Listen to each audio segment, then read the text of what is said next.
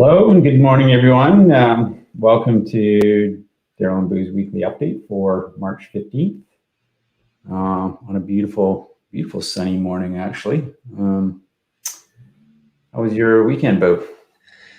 Yeah, it was good. Yeah, yesterday was raining, so today is a really nice switch up from that. So didn't get out on Sunday for anything. Um, although, so I went riding on Saturday morning, mountain biking really quickly, and then started working on some stuff in my garage. And I actually just pulled up what I created. Now, there is there's a YouTube channel called IFHT that our guest Sander probably knows about, and it's these guys that are they're like pro video producers they're really into mountain biking, but they've produced videos for other stuff as well. But they actually have gotten themselves to the point where the last few years they've been doing commercial work, like stuff for Trek bikes, Bosch, and whatnot. So why I bring that up is that in one of their most recent videos, they made a video. It's kind of a funny video, but it looked like it was sponsored by Bosch for when to buy an e-bike. And in the video, it's kind of funny. It's about this guy he's this married guy, young kid, trying to figure out something fun to do with whatever time he has left over. And he gets this e-bike, and his day-to-day business is Squirrel Space, which is making accessories for squirrels. And one of the things he's made is a picnic table for squirrels. Now, my daughter saw this video as well while I was watching it, and she's been asking me for a squirrel picnic table for the last few weeks. And so I created a squirrel picnic table. That is awesome. Which is hilarious. She was pretty excited about that. She took that and has already painted it and has her stuffies on it and stuff. But yeah, that was one of the things I made. I was actually making a wood scrap trolley to throw my wood scraps in, and I made my wood scrap trolley out of wood scraps, and so I have that so that I can kind of move stuff around in the garage for the woodworking stuff. But that stuff was all kind of piled up before, but with some of the wood scraps, I made up this picnic table for squirrels. So do you guys have squirrels around your neighborhood at all? No. And so actually, my daughter has been planning how she's going to attract squirrels to her squirrel picnic table. Now she has a plan for first we have to go find some acorns, and then she's going to create she wants me to make a bucket to put the acorns in. I think I can probably find a bucket for acorns. And then she wants to outsource to a dollar store or something like that. Yeah. Now, funny, I looked up squirrel picnic tables on the internet for just some basic plans for one. And it's actually a thing. I didn't even realize it's actually a thing. So you can, people will get them and put nuts on them, and it'll look like a squirrel is sitting on them because the nuts are on top and the squirrel sits on the seat, basically. So it's actually kind of cute when they're actually in use. Well, you can come out to my neighborhood at any time. There's squirrels everywhere. Yeah. You can't walk 100 meters without seeing a squirrel around where we live. So yeah, really. If you ever want to do a road trip, you can come out and drop your picnic table with a few acorns on it. I'm sure you'll have a couple squirrels having lunch there in no time. No, that's funny. I'm just checking right now to see. They actually were selling them on their website, these squirrel picnic tables. I don't know if I'm just checking right now. I don't think they still have them. Maybe they were limited. Oh no, they're still here. My screen out again. So if you want to support the guys at ifht.tv, you can get their merch, which includes, oh no, a couple of them are sold out. The colorful one is not sold out yet. So yeah, they do exist. Or you can buy Blue Lamb's 1 of 1 edition. Yeah, that one.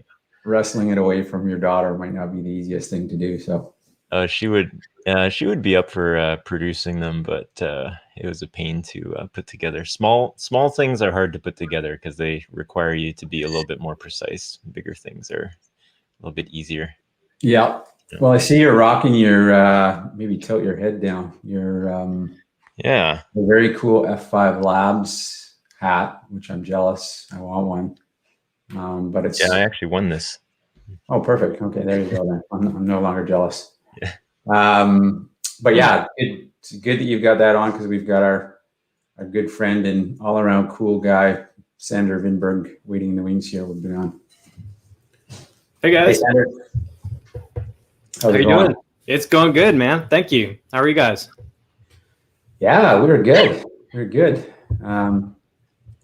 Yeah, sorry for the, we went down a bit of a squirrel hole there, but yeah. It's so funny because it's like I just feel like Boo's living his best life, and I have to up my game if I'm gonna like. You just like throw together a little picnic table that is hilarious. Yeah. Yeah, trust me, SANDER, I've known Boo now for 10 years, and I gave up on that a long time ago. You can't compete with him. You can only admire him. That's so funny. Just creating random things.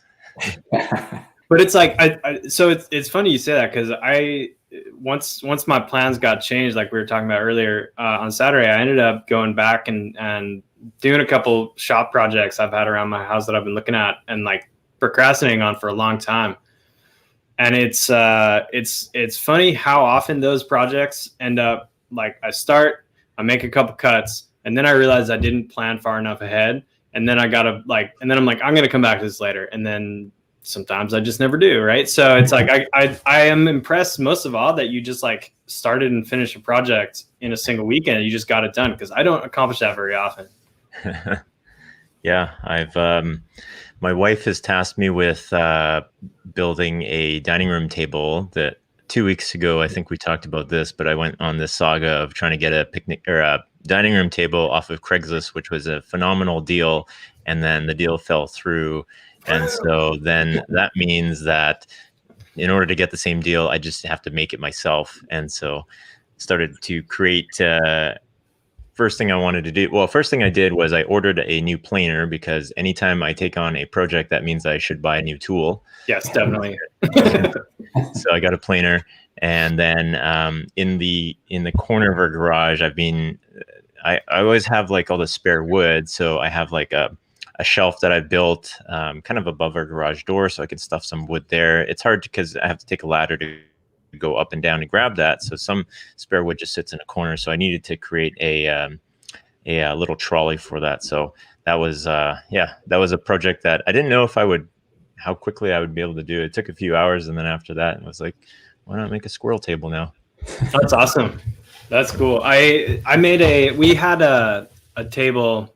Actually, what happened was my girlfriend had a table that was like a real sort of just slapped together sort of thing that her grandfather had made. And he had a bunch of like 2-inch thick cedar tongue and groove boards that were supposed to be floorboards. And he had just like cut them, slapped them together, didn't even glue it, and dropped it into a frame that he made out of angle irons. And it was super rustic. It was like a shop table.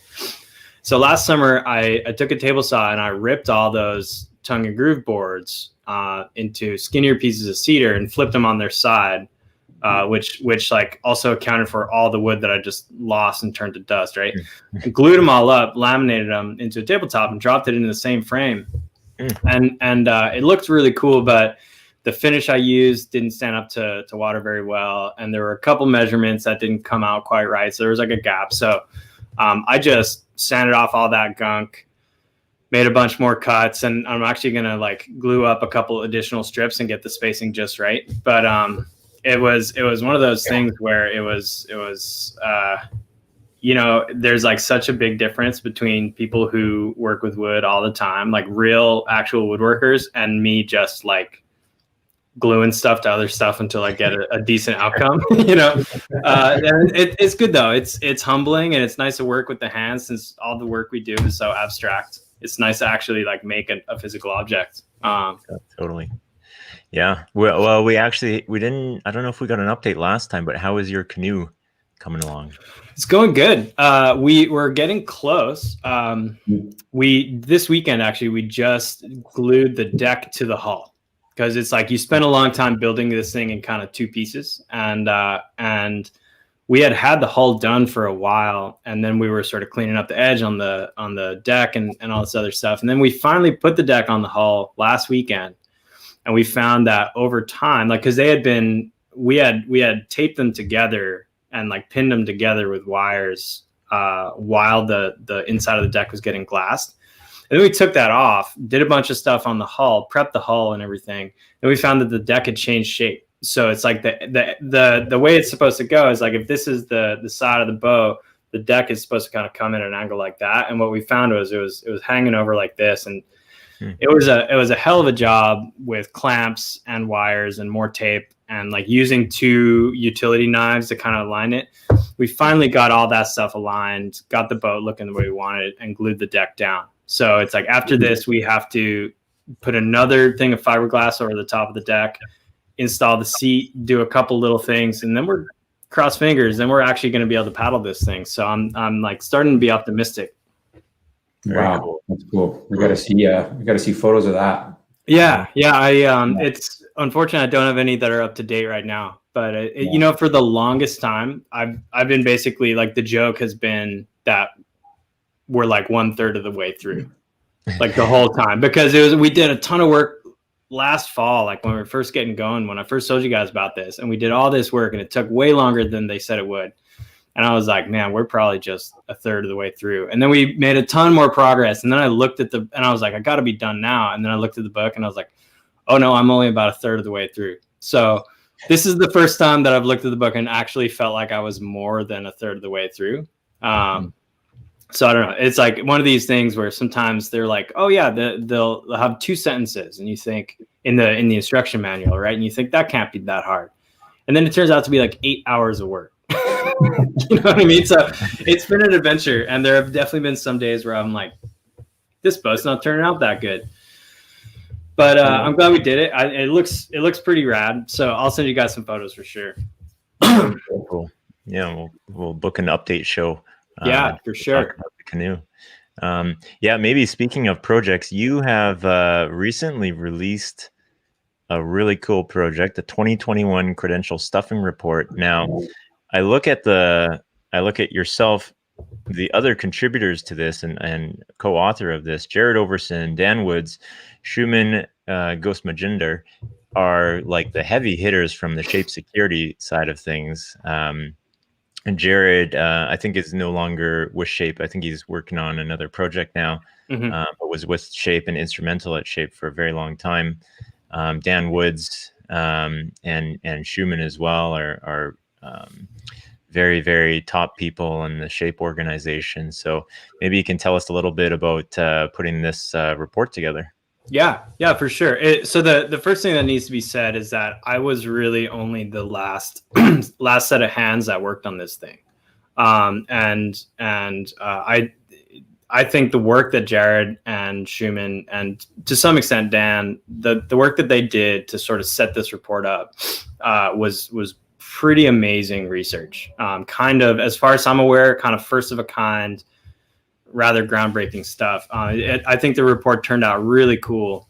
Essentially, the way it happened was Jared had already been working on this report, which he was planning on releasing in early 2019, because there was already a 2017 and 2018 report for this, right? And that was right around the time that F5 acquired Shape.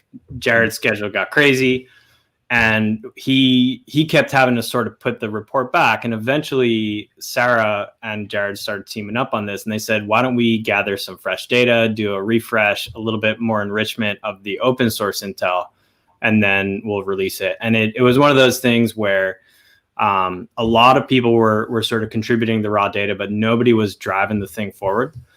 And you know, there are like Sarah and Ray were always sort of having to respond to other issues and management and stuff. So essentially they came to me and said, we have this thing, the sort of core research project is already done. We just need someone to do the data science, a little bit of analysis, and sort of get this thing out the door. So that was what I did. And it's actually a really, really cool report, because it sort of shows what the market for stolen credentials is like from both the supply side and the demand side.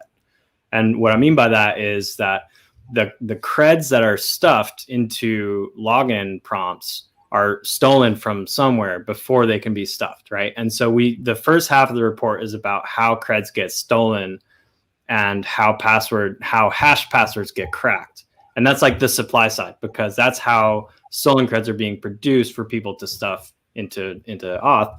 And then the second side, which is mostly what Schumann and Jared were working on with help from other folks in the Shape Intelligence Center. What they actually did was they took a set of credentials that had been dropped on the dark web, and they were able to trace those credentials as they were being used against 4 different organizations. And that was a capability that was kind of only possible because of the Blackfish capability, which was until now exclusive to the Shape stuff. I understand, I don't know a ton about it, but I understand they're working on moving Blackfish over to some F5 tools as well.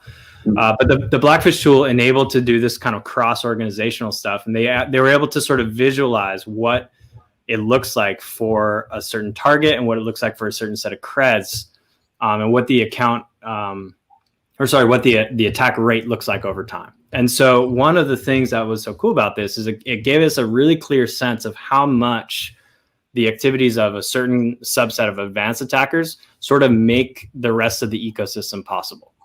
Right? Because stealing creds, going through a whole sort of network intrusion, exfiltration kind of attack, that's hard, right? There's not that many people in the world that can do that sort of thing against a big target.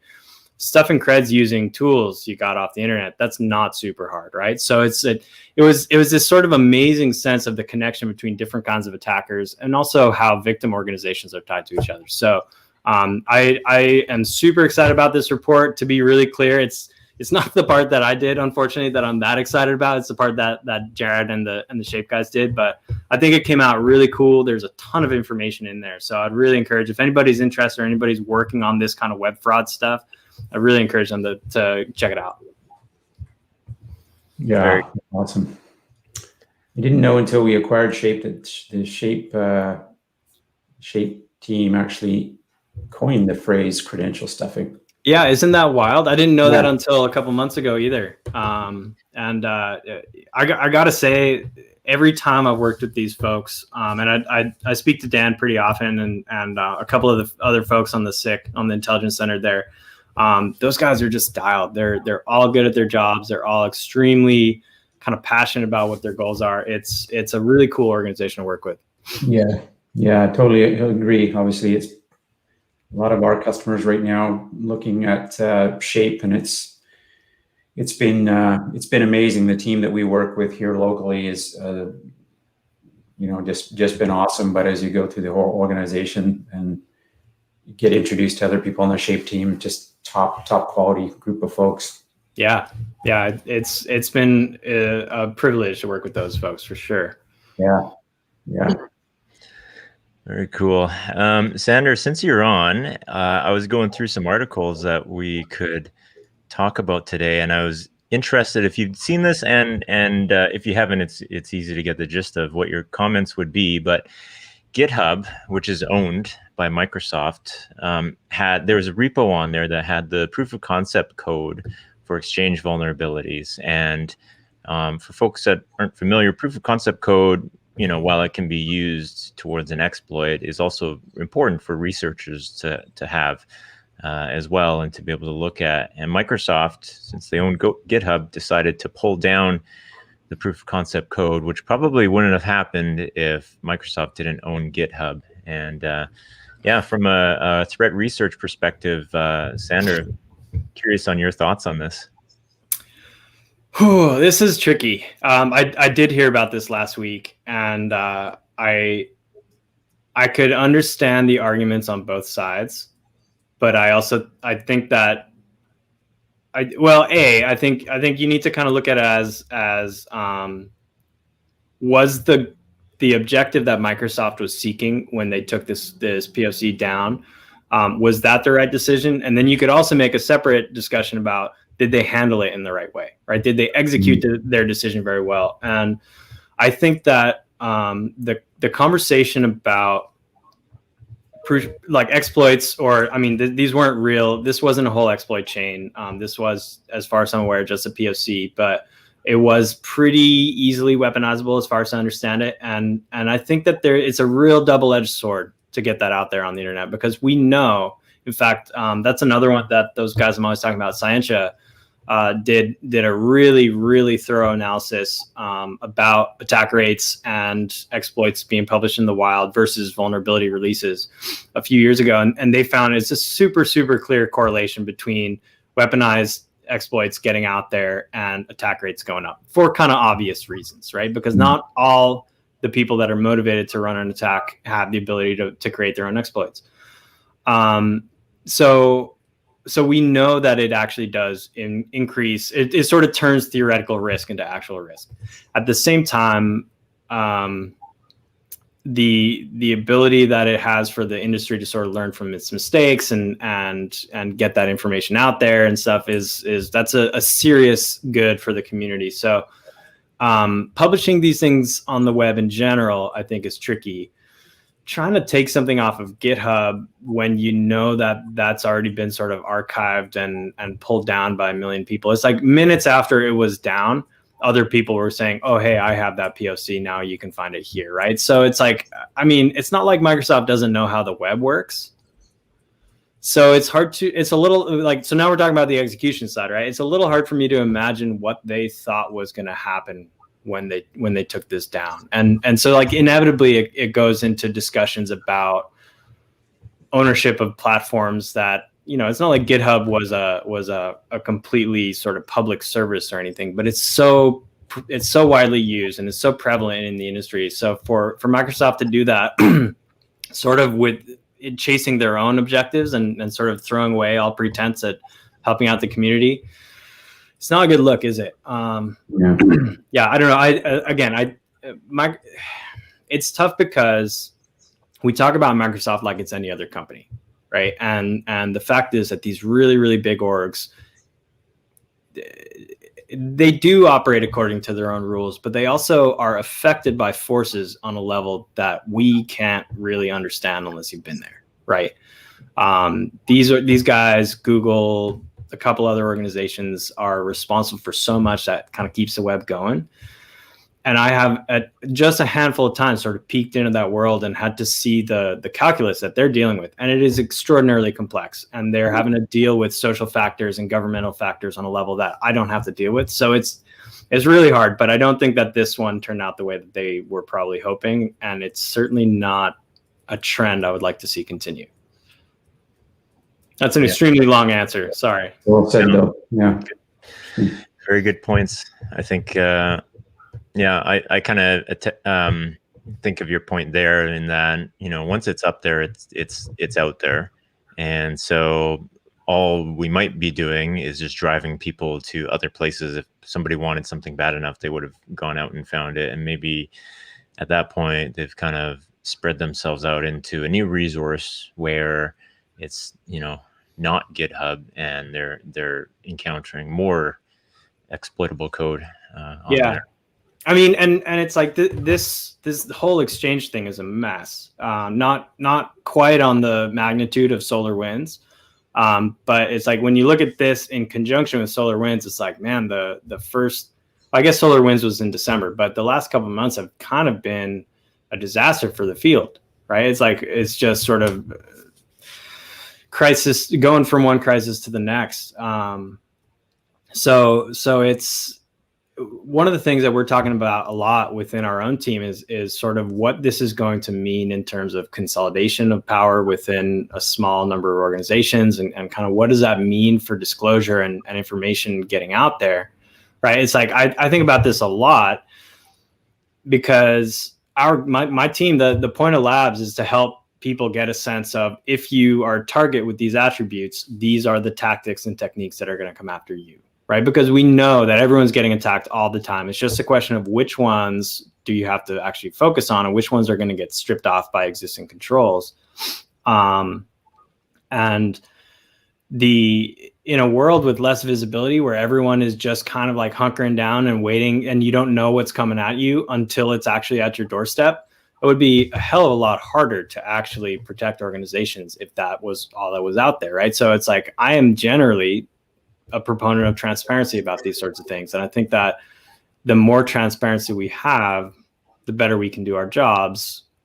Within that, I also think that there's a discussion about, is there a way that we can be transparent that doesn't also put tools in attackers' hands in the most rapid way possible, right? It's obviously a balance, but yeah, it's hard to see this as like a great step forward for security, and not just a great step forward for one organization that has some security interests, but has a lot of other interests as well.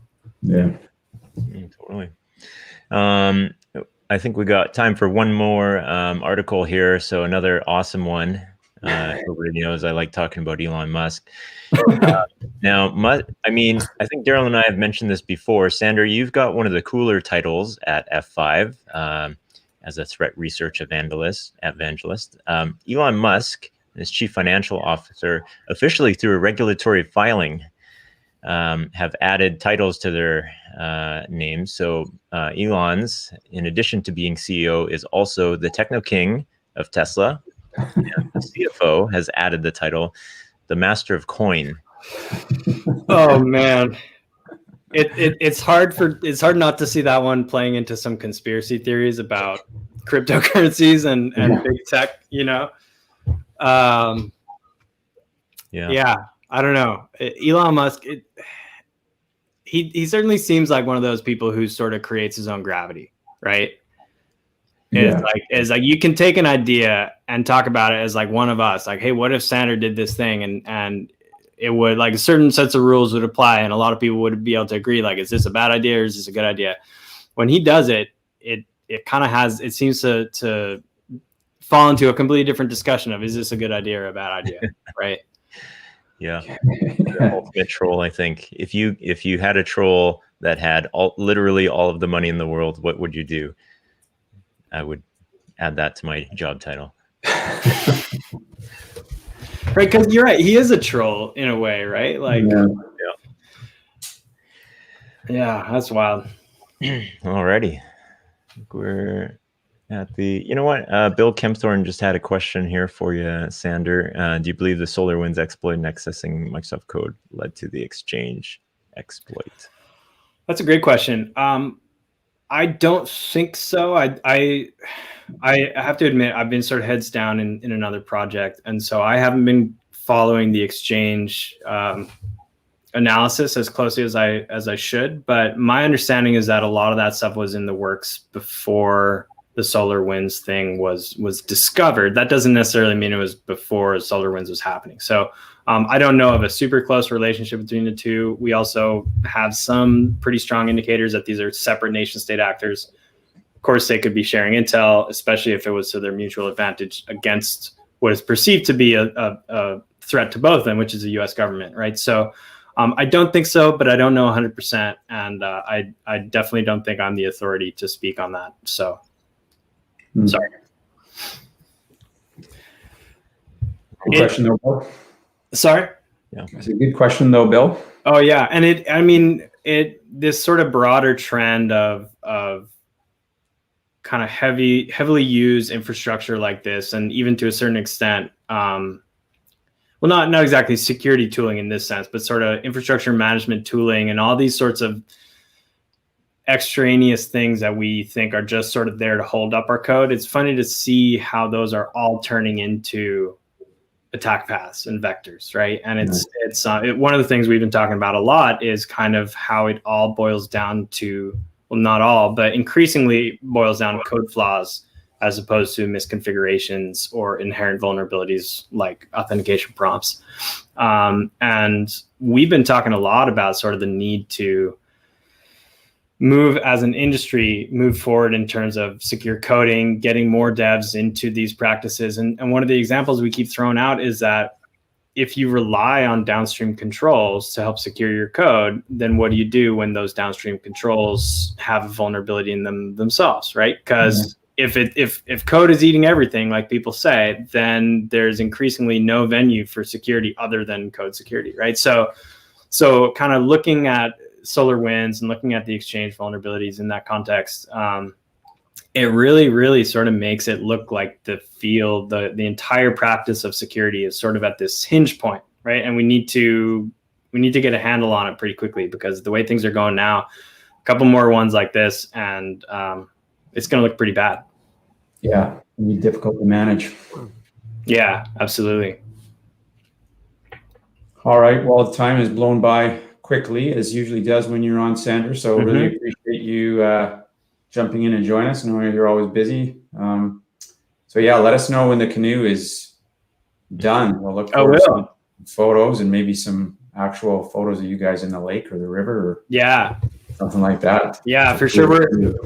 We're targeting floating it in May and or maybe June, because it also is going to need 3 coats of varnish, which is going to take a while.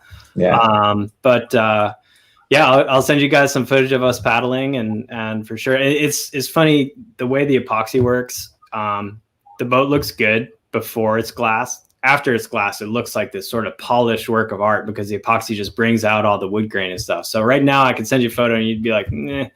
In a couple of weeks after we glass the top, I'll send you a photo and it'd be like, holy smokes. So nice. Yeah, look forward to it. All right, thanks, folks. Thanks, Sander. Great to see you as always. Thanks. Take care. Thanks for checking this out today. If you're watching via YouTube right now, go ahead and click subscribe down below. Also click the bell for notifications. That way you will find out when we are dropping a new video or when we're going live. Also, there's darylandboo.com. If you head over to that, leave your name and email address, we will drop a weekly technical newsletter in your inbox every Monday. Also, this is available via podcast, Apple, Google, Spotify. Head over to one of those, hit subscribe, and you'll be able to listen to us in the car on your commute or during a walk or a run. Thank you very much, and we will see you next time.